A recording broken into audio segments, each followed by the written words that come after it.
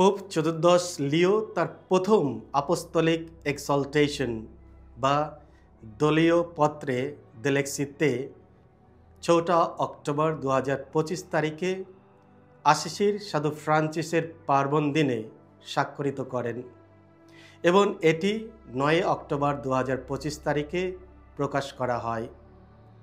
এই দলিলটি তার পূর্বসূরি pope Francis, যিনি 2025 সালের এপ্রিল মাসে মৃত্যুর আগে চিন্তাভাবনা ও লিখার মনোভাব প্রকাশ করেছিলেন।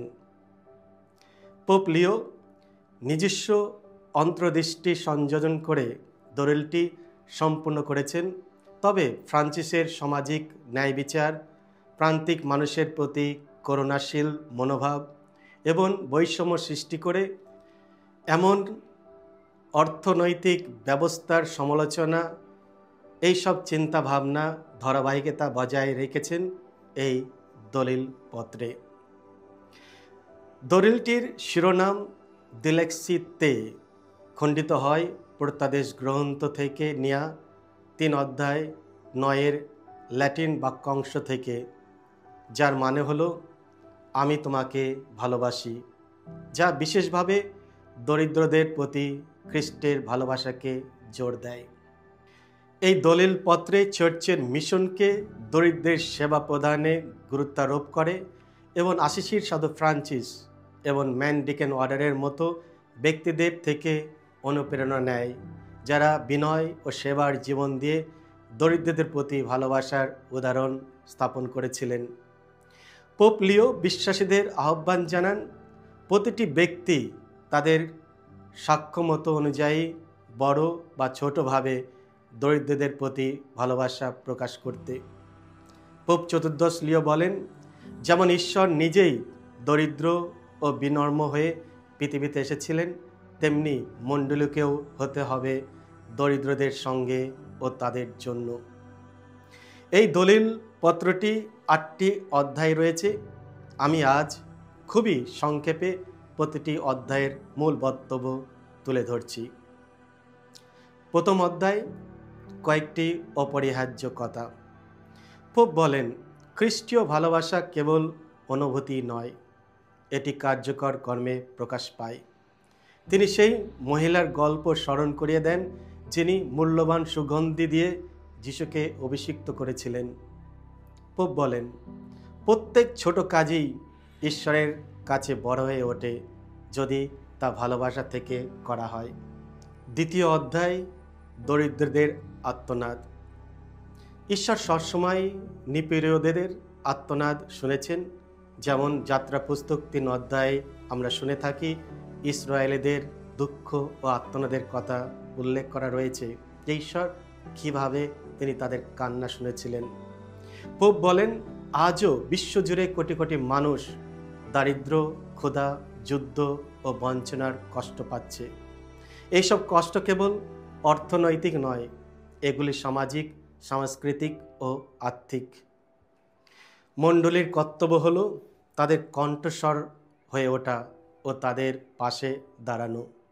পোপ বলেন, যখন আমরা দরিদ্রদের দেখি, আমরা শুধু এক ব্যক্তি নয়, বরং খ্রিস্টের মুখমণ্ডল দেখি। খ্রিস্ট নিজেই আমাদের শেখালেন, তুমি যা করেছ আমার এই ক্ষুদ্রতম ভাইদের একজনের জন্য, তা আমাকেই করেছ। মতি 25:40। তৃতীয় অধ্যায়, ঈশ্বর দরিদ্রকে বেছে নেন। পবিত্র শাস্ত্রে আমরা দেখি ঈশ্বর ধনীদের নয়, বরং বিনম্র ও দরিদ্রদের বেছে নেন। যিশুর জন্ম গৃহহীনতা ও বিনয়তার মধ্যে। তার জীবনে কোনো ধন সম্পত্তি ছিল না। খ্রিস্ট নিজেকে শূন্য করে দরিদ্র হয়েছেন যাতে আমাদের সমৃদ্ধ করেন। ফিলিপিও 2। পোপ বলেন, এই দৃষ্টিভঙ্গি আজকের সমাজের জন্য চ্যালেঞ্জ, যেখানে সম্পদ ও ক্ষমতা ঈশ্বরের স্থান দখল করেছে। চতুর্থ অধ্যায়, যিশু দরিদ্র মসিহা।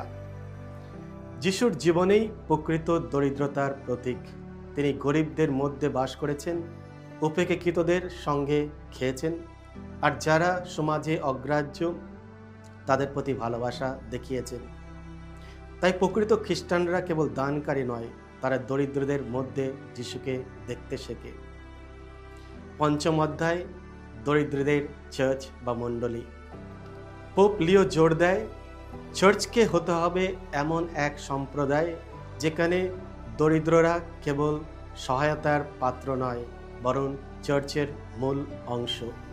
চার্চ যদি সত্যিই যিশুর মতো হতে চায়, তবে তাকে ক্ষমতার আসন ছেড়ে নিচে নেমে আসতে হবে, এসে দরিদ্র, বঞ্চিত এবং উপেক্ষিত মানুষের সঙ্গে চলতে হবে।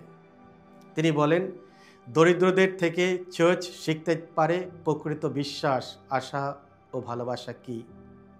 সত্যিকারের ভালোবাসা শুধু কথাই নয়, কর্মে প্রকাশ পায়। যদি আমরা শুধু প্রার্থনা করি কিন্তু দরিদ্রের পাশে না দাঁড়াই, তাহলে আমাদের বিশ্বাস অসম্পূর্ণ থেকে যায়। পোপ বলেন, প্রেম তখনই বাস্তব যখন তা দানের রূপ নেয়, সময়, মনোযোগ ও সেবার মাধ্যমে। ষষ্ঠ অধ্যায়, মতবাদ ও পূর্ণ ধারণার বাইরে। পোপ সতর্ক করেন, দরিদ্রদের সমস্যাকে রাজনৈতিক বা আশয়িক দৃষ্টিতে না দেখে এটি একটি মানবিক ও আধ্যাত্মিক দৃষ্টিতে দেখতে হবে। দরিদ্ররা কোনো প্রকল্প নয়, তারা ঈশ্বরের মুখমণ্ডল বহন করে। সপ্তম অধ্যায়, সত্যিকারের সম্পদ।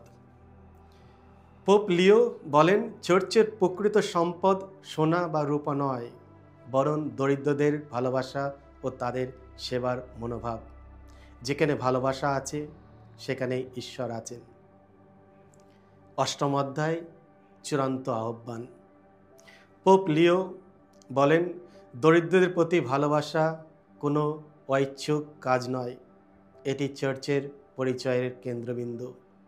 তিনি বলেন, যিশু আজ প্রতিটি দরিদ্র মানুষকে বলেছেন, আমি তোমাকে ভালোবাসি। খ্রিস্টে আমার পরম প্রিয়জনেরা, তিনি বিশ্বাসীকে আজ আহ্বান জানায় একটি নতুন করুণা ও সহানুভূতির সভ্যতা গড়ে তোলার জন্য। তাই এসো আমরা পোপের সঙ্গে সহযোগিতা করি। দোরেলটি সমাপ্ত হয় সাধু ফ্রান্সিসের উদাহরণ স্মরণ করে।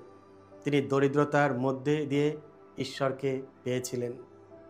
পোপ প্রার্থনা করেন যেন খ্রিস্টমণ্ডলী এই মনোভাব ধারণ করে, দরিদ্রের সঙ্গে থাকা মানে ঈশ্বরের সঙ্গে থাকা।